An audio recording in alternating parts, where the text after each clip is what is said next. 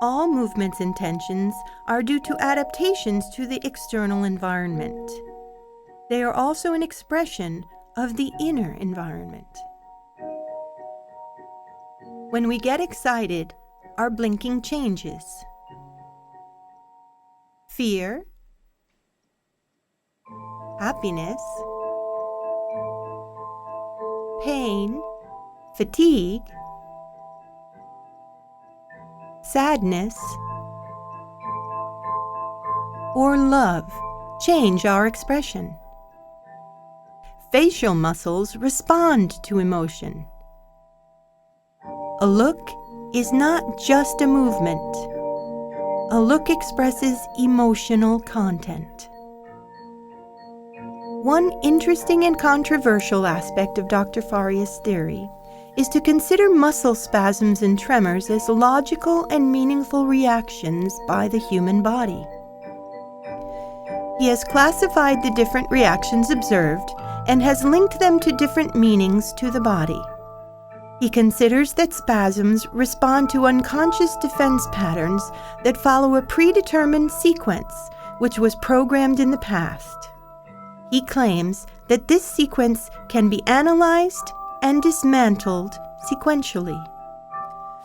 Your body is trying to protect you from something, but we need to find out what the threat is. If it is a reaction, it can be modulated and inhibited.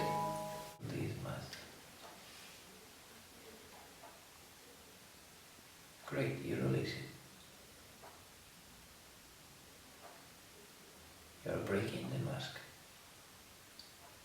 Most people are terrible listeners anyway, but so aren't most people just normally thinking ahead or thinking about something else, and then they are waiting for their chance to jump in, and so they, but it's for whatever reason their brain isn't reacting to that. Just, their earphones in from I guess CD players and things like that, but that's nothing compared to now when you've got your phone with you the whole time, and it's more important than the people around you.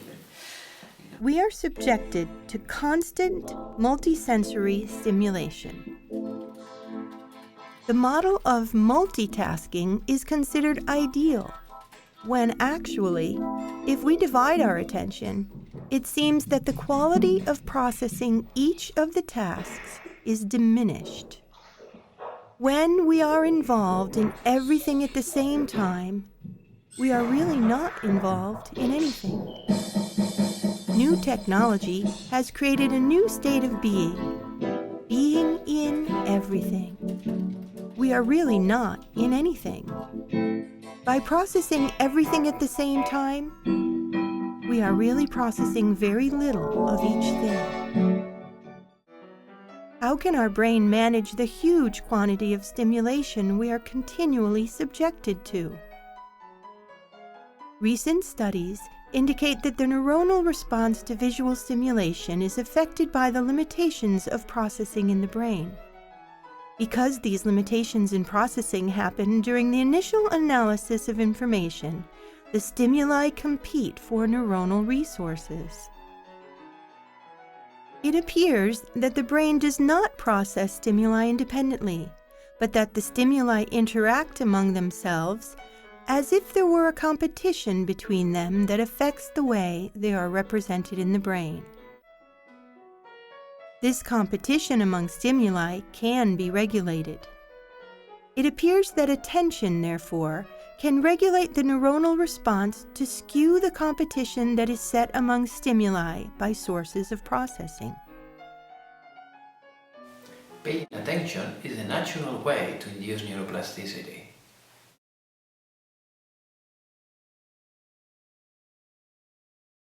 When you close your eyes, you start talking to yourself. It seems like actually when I close my eyes and try to have it silent, it's really hard because it seems like there's always something coming.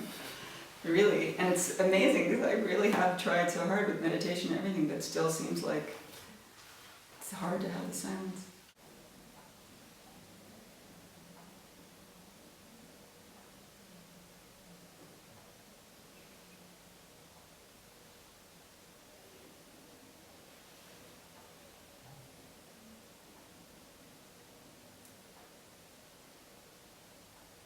I went to university and I went away from home for the first time, I guess I was homesick, so I walked every day.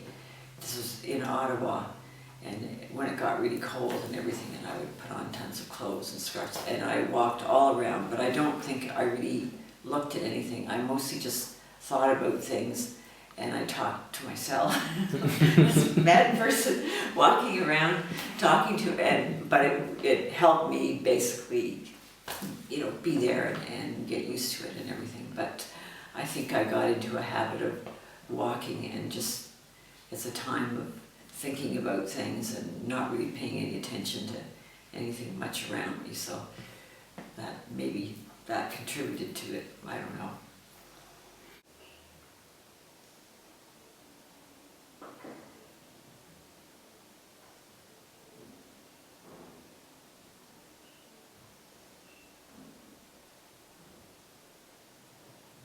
Lexi, yeah.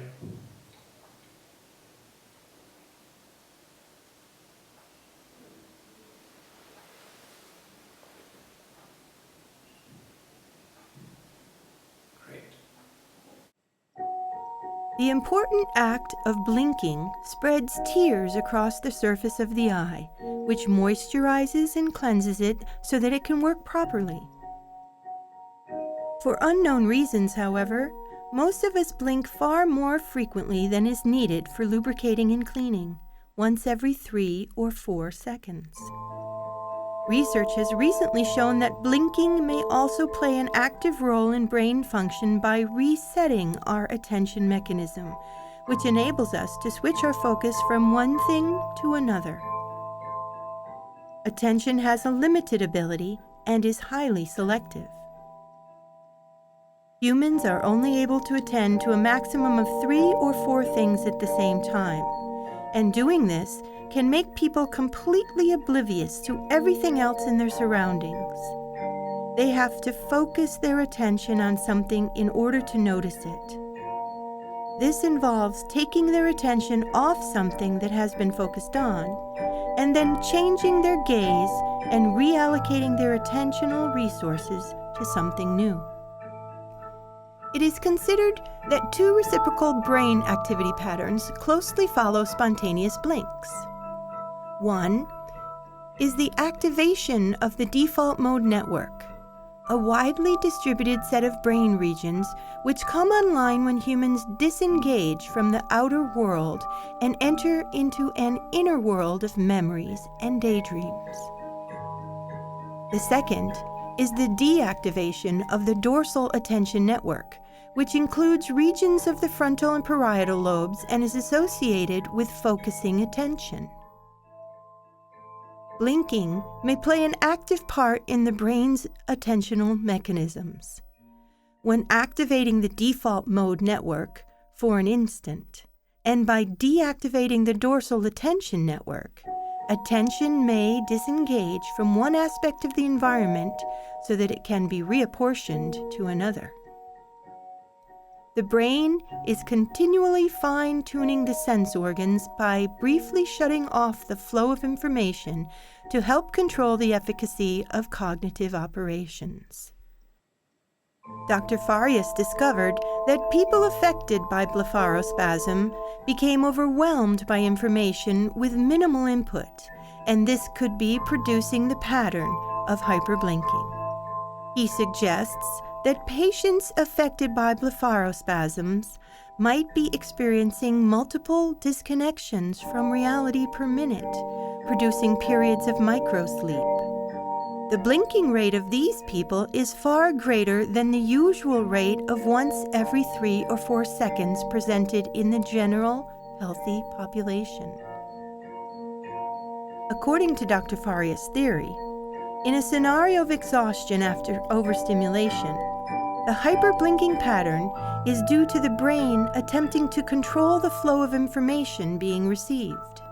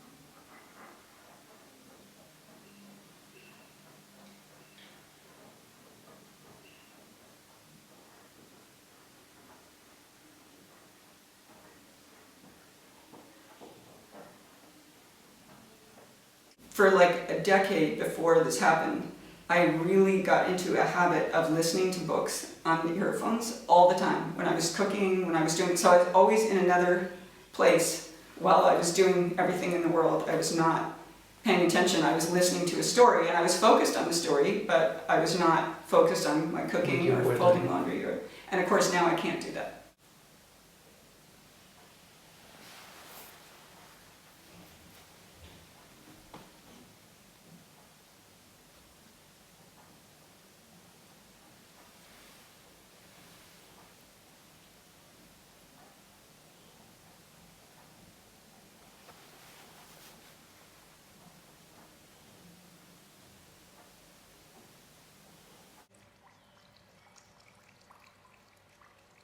Everything we are, our memories, fears, beliefs, and dreams are intertwined within a network of 100 billion neurons which receive information, process it, and generate reactions and memories through their connections. These connections are constantly changing to produce pathways that compete with each other for dominance. Each pathway is a possible route, a solution to a concrete problem. The most used pathway will become the default, and the least used will be cast aside. Everything we live and do changes us. There is no going backwards. In the present, our brains create doors we can open in the future. Once in a while it does. Yeah. And it's actually like being in heaven, like you just feel so good everywhere to be completely relaxed, but that doesn't happen very often, so I know what that feels like, and it hardly ever happens. So. And during that time I meditated for 45 minutes, like 7 times a day, silent. And sometimes I felt like my, even when I had been really calm and still, there was still movement, like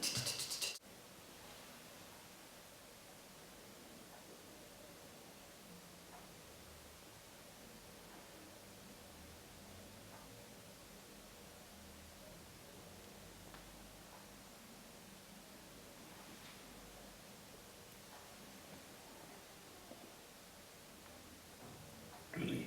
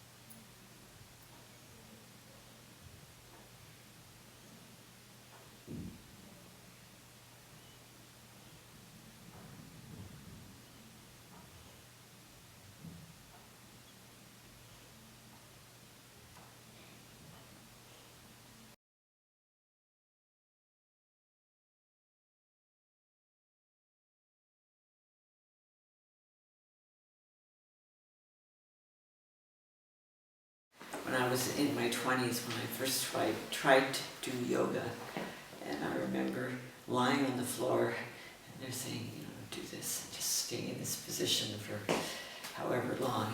And I'm thinking, I don't want to lie here and do this. I have places to go, things to do. So anyway, I didn't do yoga then, and it was the wrong time for me altogether. But this is a life definition. You define your life. I don't want to spend 5 minutes doing nothing. Yeah, every minute has to be full of something. You can listen to me, and you don't need to do anything. Just being there.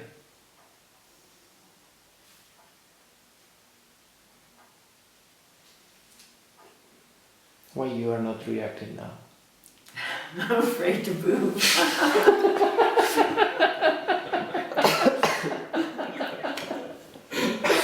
What's gonna happen if you move? I don't know whether I'm doing the right thing or the wrong thing. Okay, at this moment of your life, doing nothing is the right thing to do.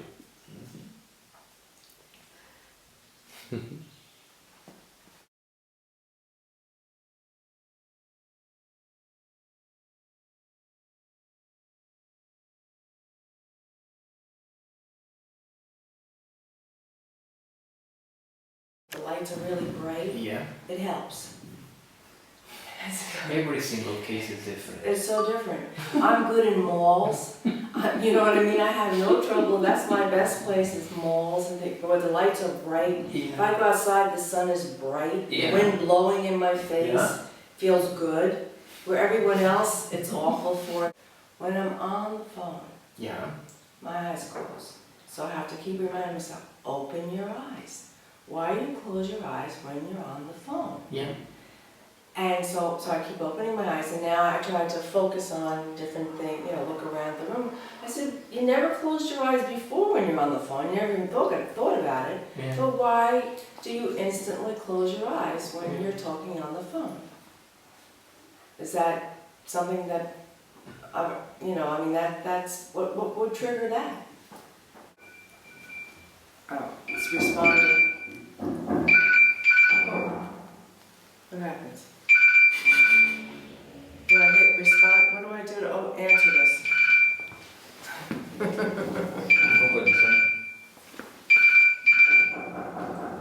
Oh, you have to move it over? Oh. Hello. I'm good. How are you? Good.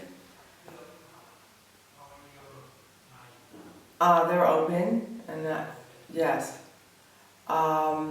You know what? Because the window is right here, and I'm looking in I'm finding that right now that the light, because it's not bright, it's making spasm just a little bit. Though I did the exercise before that, just before you left the room, I did the exercise of squeezing, so that helped.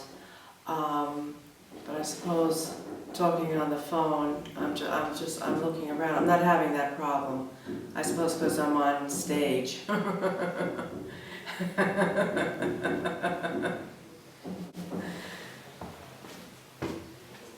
Okay, bye. Yeah, this isn't gonna work. Finish? Finish? I don't know how to work the phone. It's okay. Though I do think that what you said about the TV and stretching the muscles here in my eyes, because remember the TV was so big? Because when we first got the TV, it looked strange to me. The background was fake, everything looked fake, and the front looked like a soap opera. Then all of a sudden it came together, and I bragged to everybody, oh, I've become one with the TV. And then that one day I looked at the TV and I was like, Fred, why is that TV so bright? It's making me blink. So I said, what's the matter with you? You're crazy. I said, no, it's making me blink. And we changed all the settings on it and all that. Now we took that TV, put it in the bedroom. Do you know it's split again? You know why kids are becoming hyperactive now? Right. Like everyone is hyperactive, and why there are many people with different kind of dystonia or hyperacusia or hyperkinesia, hyper, all the things hyper. Mm-hmm. Right. I call it the alphabet. There's the H, there are H this, HD, H, all this, you know, it's the alphabet. Yeah. And it is, it has to be. They're giving babies pads to play with. You know, babies, 2, 3 months old, they're giving them to push buttons. That's not good. They should be playing with little toys, not with pads. I think it's more of a loop. Yeah.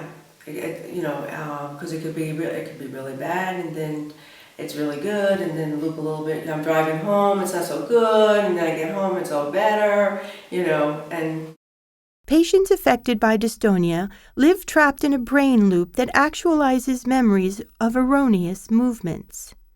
In order to break the loop, it is necessary to make a regression to the original memories of the proper motion, rescuing and using them to regenerate functional neural pathways. Experiences in life follow a timeline, from the cause to the effect. But we can go backwards and solve the problems that were created in the past. We can reverse the timeline from the effect to the cause. Dr. Farias' neuroplastic retraining is based on the remembering of lost functions as a way of reinstalling them. For this reason, he first referred to his method as the art of remembering. In light of this new model, the spasms which are produced by inadequate decisions that generate dysfunctional responses perpetuated by repetition can be inhibited during re-education and induce the reconstruction of new appropriate decision trees, which will finally allow the breaking of the loop.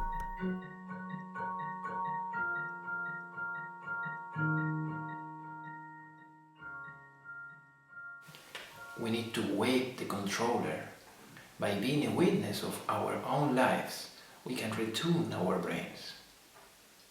It comes from something, an emotional place too, of wanting to respond enough or something, like But you over-respond. over-respond. Stop. That was enough. Stop. Right. That was I know, enough. I'm not even noticed, I don't know that I'm doing it. It's That's why I'm here. I'm a mirror. This is ingrained in Right. your brain. Very individual. Every single brain is a computer with a different programming, different past, different present, different future. Each time we move or react to something, we make a decision. Making decisions is like walking on pathways. The first time we walk them, we can go to the right or left at crossroads. Both options are possible. The second time we find ourselves with the same problem, we still have the option of taking the path to the left or to the right, but we have the tendency to repeat the last decision and take the path to the left. The more times we repeat the same decision, the greater our tendency will be to repeat the same path, and the more difficult it will become to consider the possibility of opting for the other direction.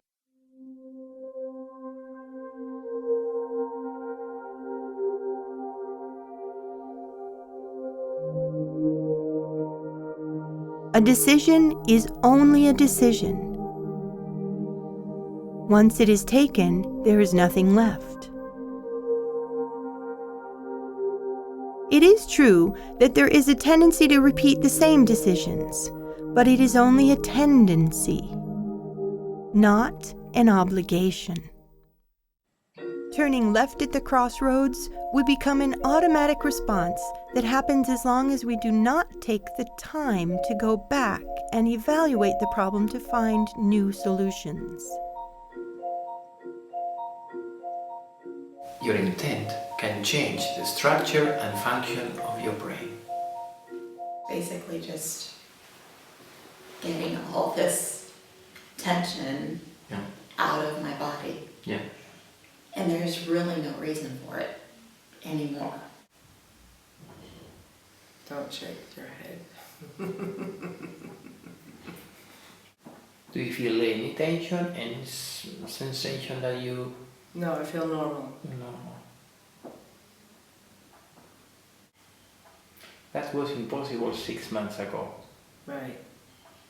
I believe in therapy. Yeah. You know, and I Yeah. think that something like this needs every 6 months. Yeah. You know, maybe Yeah. forever. Who knows? You know, Yeah. it might be something that Yeah. You have to. nobody knows. It's a brand. You know, I mean, all anybody knows is to give Botox.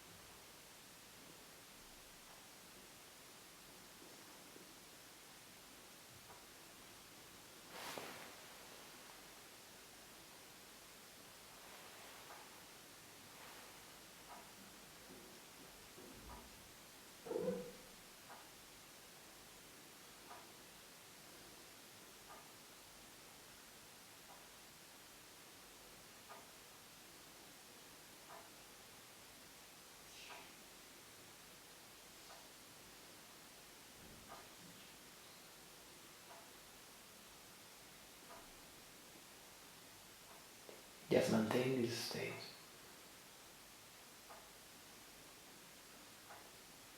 I can talk to you and you don't need to change anything.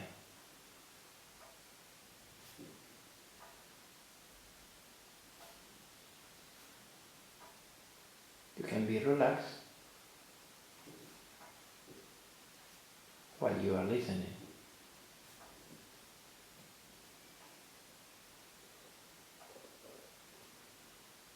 What do you feel? Just tired.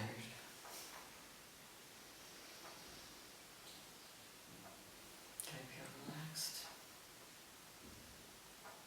I guess I'm relaxed.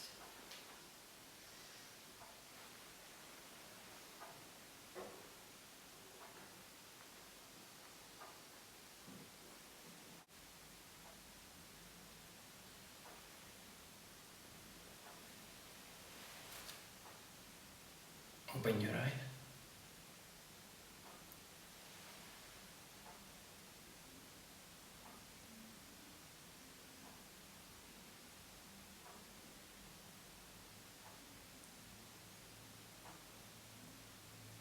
Do you feel the urge to spasm when I talk?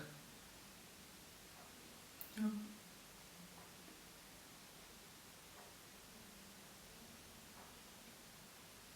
How do you feel? Relaxed. When you are doing it right, do you feel that you are controlling it or it's just happening? It's just happening. Yeah, I'm not telling myself to do anything.